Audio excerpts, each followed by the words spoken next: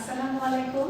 আমি নুসরাত বিনতে আলম রাজধানী স্কুল অ্যান্ড কলেজের পক্ষ থেকে চতুর্থ শ্রেণীর সকল শিক্ষার্থীকে বাংলাদেশ ও বিশ্ব পরিচয় ক্লাসে স্বাগত জানাচ্ছি।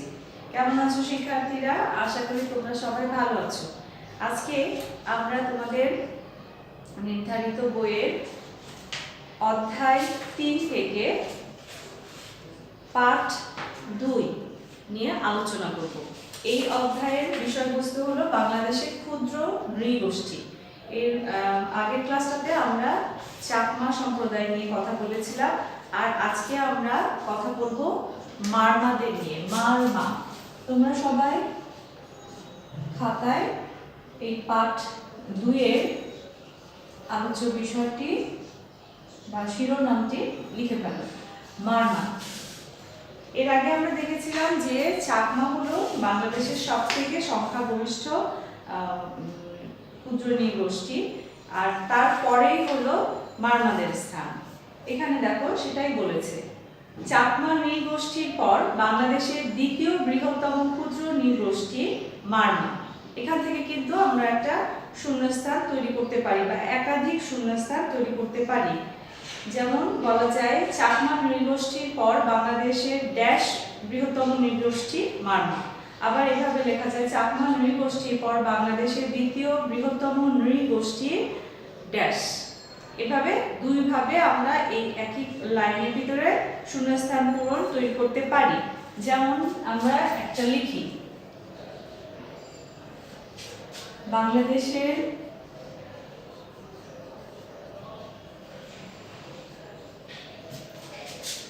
ড্যাশ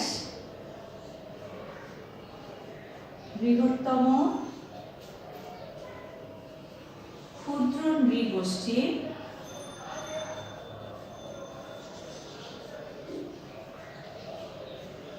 হলো মারমা। বাংলাদেশের ড্যাশ বৃহত্তম ক্ষুদ্র নৃগোষ্ঠী হলো মারমা। এখন তাহলে আমরা এখানে খালি ঘরে কি লিখতে পারি? দ্বিতীয়।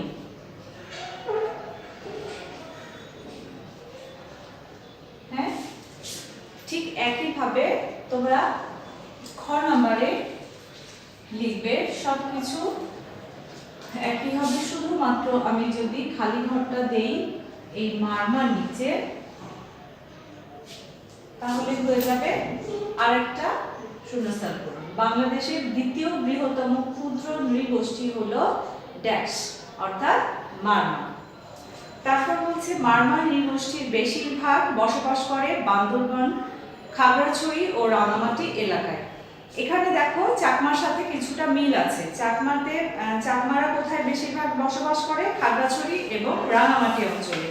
আর এখানে মারমারা বসবাস করছে বান্দরবান, খাগড়াছড়ি এবং রাঙামাটি এলাকায়। তাহলে অনেকটা মিল আছে চাকমার সাথে এখানে মারমার মানে যে এলাকায় তারা বসবাস করে সেই জায়গার দিক থেকে।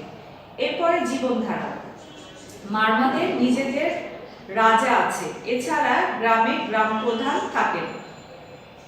তাদের বাড়িঘর উঁচু স্থানে মাচা করে তৈরি করা হয়। এই তিনটা লাইন কিন্তু আমরা চাকমাদের মধ্যেও পেয়েছি। যেমন তাদের একজন রাজা থাকেন, তাদের গ্রাম প্রধান থাকেন, তারপর তারা উঁচু করে মাচা তৈরি করে সেই মাচার উপরে বাড়ি বা বাসা তৈরি করে থাকে। এই জিনিসগুলোও কিন্তু চাকমাদের সাথে মিল আছে। এখন আমরা এখানে আরেকটা শূন্যস্থান তৈরি করি, চাকমা ও মারমারা উঁচু স্থানে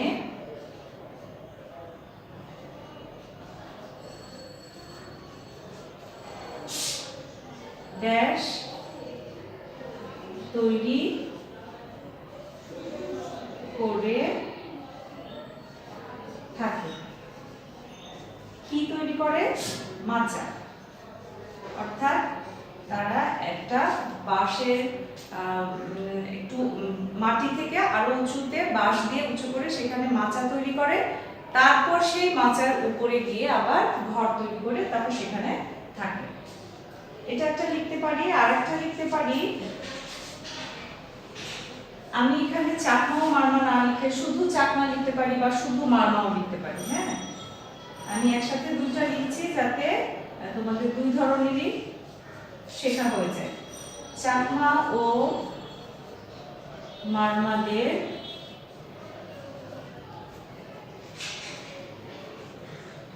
নিজেদের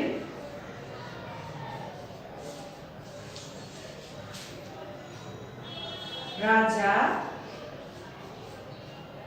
ও ড্যাশ থাকেন।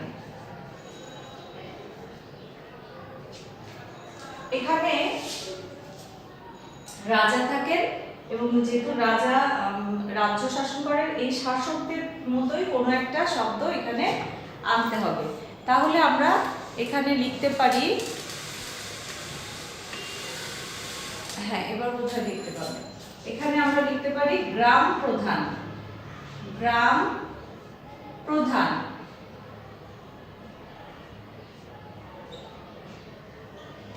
চাকমা এবং মারমাদের নিজেদের রাজা ও গ্রাম প্রধান থাকেন। নিচের দিকে আর না লেখা ভালো, এরপর থেকে আমরা উপরের দিকে লিখব।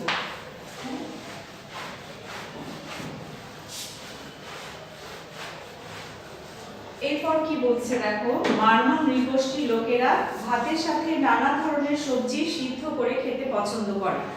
আমরা চাকমাদের সময় দেখেছিলাম যে চাকমাদের প্রধান খাদ্য হলো ভাত। এখানেও তাই দেখা যাচ্ছে যে মারমারা ভাত খায় এবং সাথে বিভিন্ন ধরনের সবজি সিদ্ধ করে খেতে পছন্দ করে। তারা শুটকি মাছের ভর্তা খান, যা নাপ্পি নামে পরিচিত।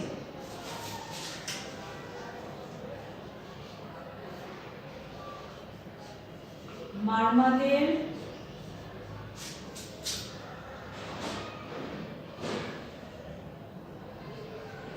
এক ধরনের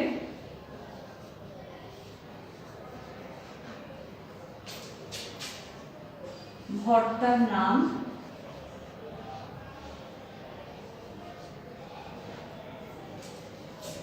ড্যাশ।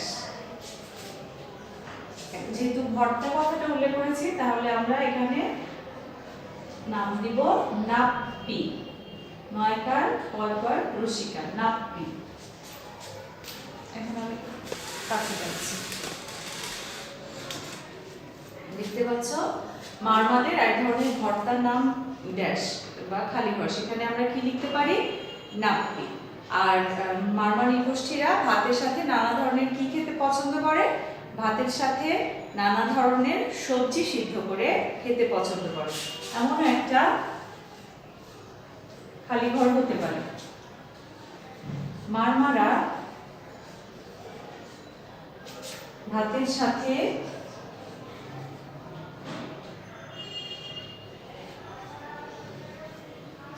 বিভিন্ন রকম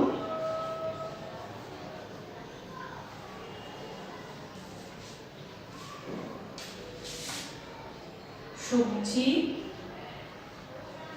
বা সবজিটা যদি আমরা না লিখে এটা খালি ঘর রাখি, সবজি সিদ্ধ করে খায় বা খেতে পছন্দ করে, তাহলে এখানে আমরা উত্তরটা লিখতে পারি সবজি। এরপর এছাড়া তারা মাছ ধরা, এখানে আরেকটা কথা বলছে, মারমারা জুম পদ্ধতিতে চাষ করেন। এটাও একদম চাকমাদের সাথে মিলে গেল। আমরা এর আগে দেখেছি চাকমারা জুম পদ্ধতিতে কৃষি কাজ করেন, আর এখানেও তাই দেখছি যে মারমারা জুম পদ্ধতিতে চাষ করেন। এছাড়া তারা মাছ ধরা, কাপড় তৈরি, বিক্রি করে জীবিকা নির্বাহ করেন। জুম চাষের পাশাপাশি তারা কি করে, মাছ ধরে, তারপর কাপড় তৈরি করে এবং সেই মাছ এবং কাপড় বিক্রি করে জীবিকা নির্বাহ করে। এখানে যেহেতু চাকমা এবং মারমা দুজনেরই চাষ পদ্ধতি একই রকম পেলাম, তাই আমরা এটা একসাথে লিখছি, চাকমা এবং মারমারা। আবার এটা আলাদাভাবেও লেখা যায়, চাকমা ও মারমারা বা মারমা নৃগোষ্ঠী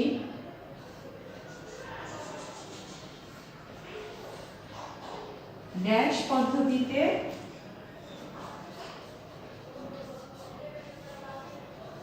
চাষ করে। কি পদ্ধতিতে চাষ করে? জুম পদ্ধতিতে। এটাও আমরা দেখলাম যে চাকমাদের সাথে মিল রয়েছে।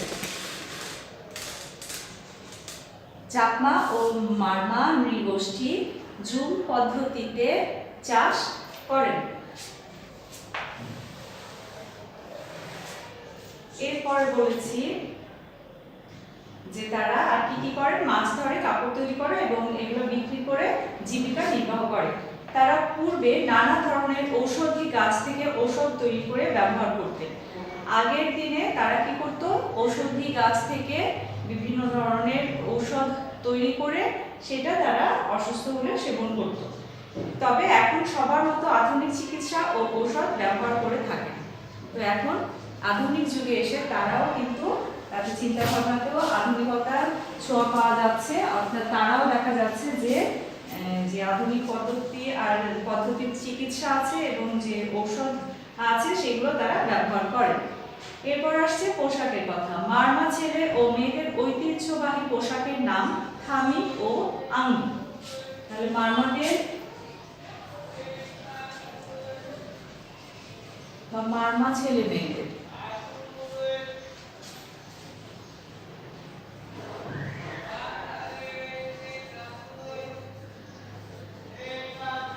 পোশাকের নাম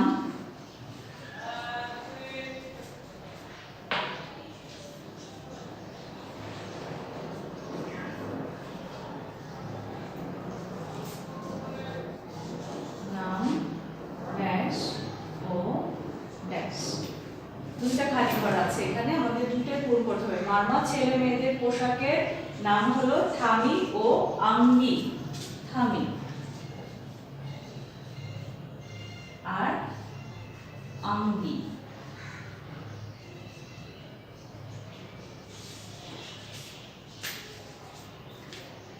অবশ্য বর্তমানে মারমা ছেলে মেয়েরা আধুনিক পোশাকই বেশি পরে, যদিও তাদের ঐতিহ্যবাহী পোশাকের নাম হলো থামি এবং আঙ্গি। অর্থাৎ এটা তারা আদিমকাল থেকে পরে আসছে, যে যাদের এই মারমা ক্ষুদ্র নৃগোষ্ঠীর ছেলেরা এবং মেয়েরা থামি এবং আঙ্গি পরে আসছে। তবে বর্তমানে এসে দেখা যাচ্ছে যে তারা বিভিন্ন রকম আধুনিক পোশাক গুলো পরছে। এরপর উৎসবের কথা। মারমা জনগোষ্ঠীর লোকেরা বৌদ্ধ ধর্মের সকল উৎসব পালন করেন। এখানে আমরা দেখছি যে মারমা এবং চাকমার মধ্যে যথেষ্ট মিল রয়েছে। চাকমারাও কিন্তু বৌদ্ধ ধর্ম অবলম্বন করে এবং তারা সেই ধর্মের উৎসব পালন করে। এখানে মারমারাও তাই। প্রতি মাসে তারা পূর্ণিমার সময় লাভরে পালন করে। প্রতি মাসে লাভরে কখন পালন করা হয়? প্রতি মাসে, বছরে না। কিন্তু জিনিসটা খেয়াল করো, প্রতি মাসে পূর্ণিমার সময় মারমারা ড্যাশ পালন করে। প্রতি মাসে মারমা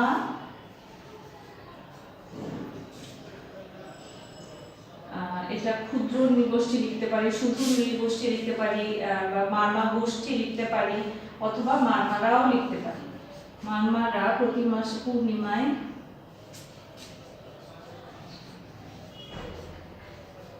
একটা উৎসব পালন করে। ড্যাশ উৎসব পালন করে।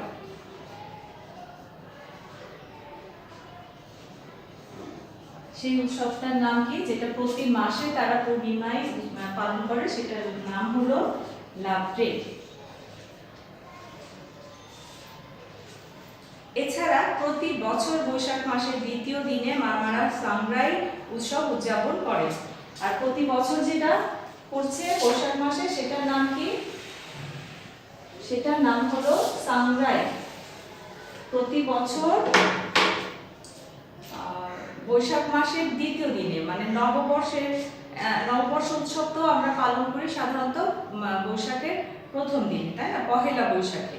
আর এখানে বলছে বৈশাখ মাসের দ্বিতীয় দিনে মারমারা সাংগ্রাই উৎসব উদযাপন করে।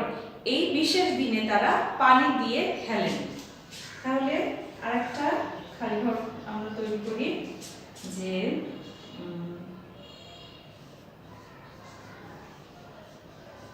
বৈশাখ মাসের দ্বিতীয় দিনে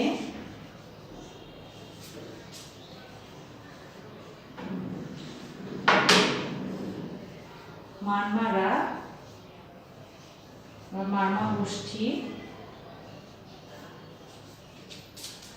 বৈশাখ মাসের দ্বিতীয় দিনে মারমা গোষ্ঠী ড্যাশ উৎসব পালন করে। কি উৎসব পালন করে? সাংগ্রাই উৎসব পালন করে। আর এই সাংগ্রাই উৎসবে তারা কি করে? এই বিশেষ দিনটাতে তারা পানি দিয়ে খেলে। তাহলে আমরা এখানে আরো এভাবে লিখতে পারি, সাংগ্রাই উৎসবে মারমারা ড্যাশ দিয়ে খেলে। তাহলে কি লিখবো সেখানে? পানি দিয়ে খেলে।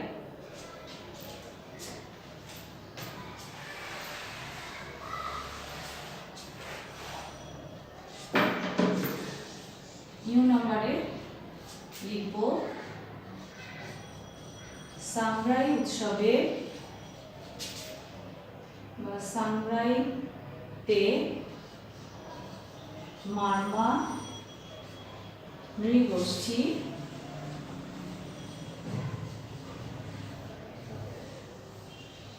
ড্যাশ দিয়ে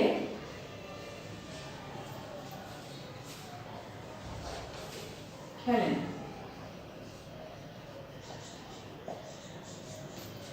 কি দিয়ে খেলেন তারা? পানি দিয়ে।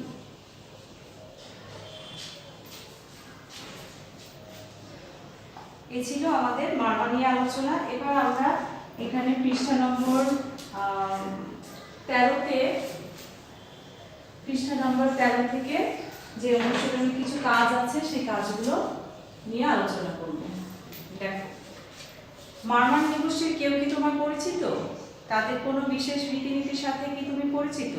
শিক্ষকের সহায়তায় শ্রেণীতে আলোচনা করো। এখন যদি তোমাদের কেউ পরিচিত থেকে থাকে তাহলে তোমরা আমাদের সাথে ক্লাসে বা এটা নিয়ে কথা বলতে পারো, জুম ক্লাসে বা আমাদের সরাসরি যখন ক্লাস হবে আমরা এটা নিয়ে আবার আলাপ করব। এখন তাদের কোনো রীতিনীতির সাথে তোমরা কি পরিচিত কিনা? আমরা কিন্তু প্রতি বছর টেলিভিশনে দেখি যে পয়লা বৈশাখের দ্বিতীয় দিনে তারা পানি নিয়ে খেলা করছে।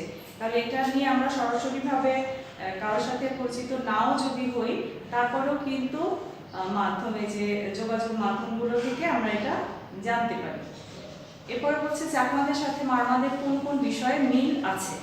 তাদের অনেক বিষয়ের সাথে চাকমাদের বসবাসের স্থান, তারপর তাদের যে জীবনধারা, তারপর তাদের উৎসব, তাদের ধর্ম, এগুলোর অনেক কিছুতে তাদের মিল আছে।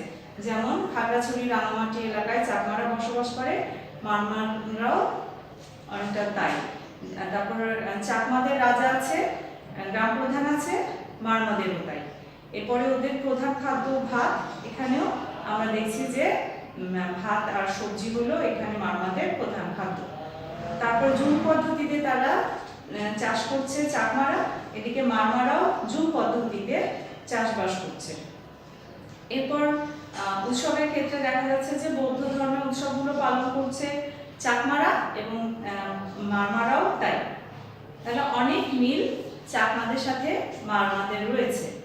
মারমা সংস্কৃতির কোন দুটি বিষয়ে অনেক পরিবর্তন এসেছে। মারমাদের ভিতরে আমরা দুটি জিনিস দেখেছি যে তারা ঐতিহ্যবাহী কিছু জিনিস এখন ছেড়ে দিয়ে বা ওখান থেকে অনেকটা সরে এসে আধুনিক কিছু জিনিস পালন করছে। একটা হলো কি, আগে তারা ঔষধি গাছ থেকে নিজেরা ওষুধ তৈরি করে তারপর সেই ওষুধ সেবন করত। তাহলে ঔষধের ক্ষেত্রে এখন তারা অনেক আধুনিক হয়েছে, যে আধুনিক চিকিৎসা গ্রহণ করে এবং ঔষধ ব্যবহার করে। তারা ঔষধ অথবা আমরা একটা লিখতে পারি চিকিৎসা, এটার এখন পরিবর্তন এসেছে। আর একটা হলো পোশাক।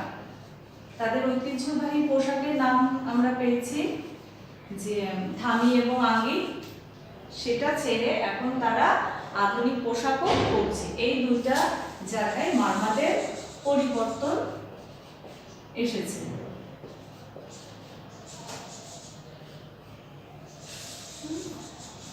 এখন খ নম্বরে আছে এসো লিখি। মারমাতে জীবনধারা সম্পর্কে যা যা শিখেছো তার নিচের ছকে দেওয়া 3টি শিরোনামে লেখো, কাজটি জোড়ায় করো।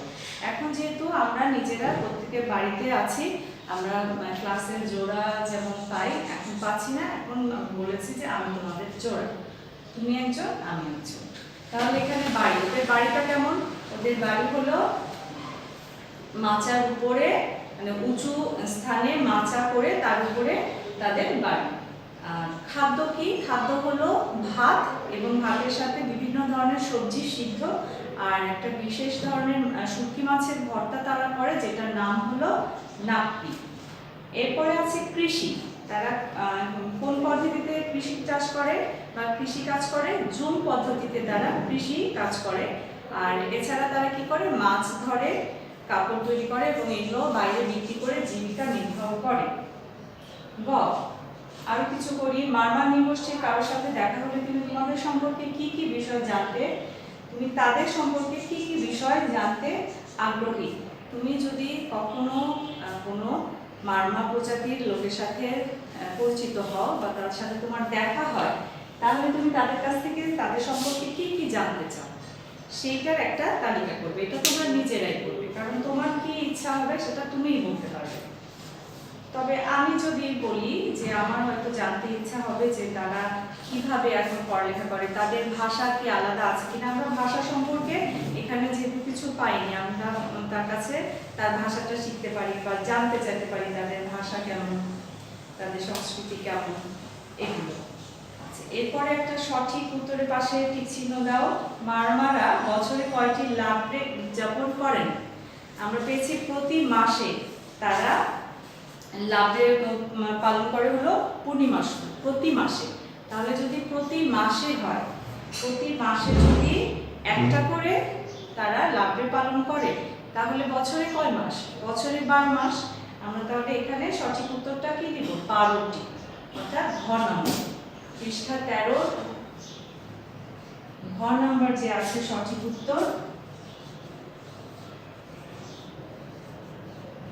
সেখানে আমরা লিখতে পারি 12টি। কারণ আমরা জানি প্রতি মাসে তারা এই অনুষ্ঠানটা পালন করে, উৎসবটা পালন করে, আর বছরে যেহেতু 12টি মাস, এজন্য আমরা এটা খুব সহজেই বলতে পারবো যে মারমা জনগোষ্ঠী বা ক্ষুদ্র নৃগোষ্ঠী বছরে 12টি লাভলি অনুষ্ঠান পালন করে। ঠিক আছে, তাহলে আমরা আজকে যে মারমা বিষয় নিয়ে আলোচনা করলাম এবং মারমা এবং চাকমার ভিতরে যে মিলগুলা খুঁজে বের করলাম, সেগুলো নিয়ে আরেকটু ভালোভাবে বাসায় পড়ব এবং বোঝার চেষ্টা করব। ঠিক আছে, পরবর্তী ক্লাসে তোমাদের সাথে আবার দেখা হবে। আজকে এই পর্যন্ত। আল্লাহ হাফেজ।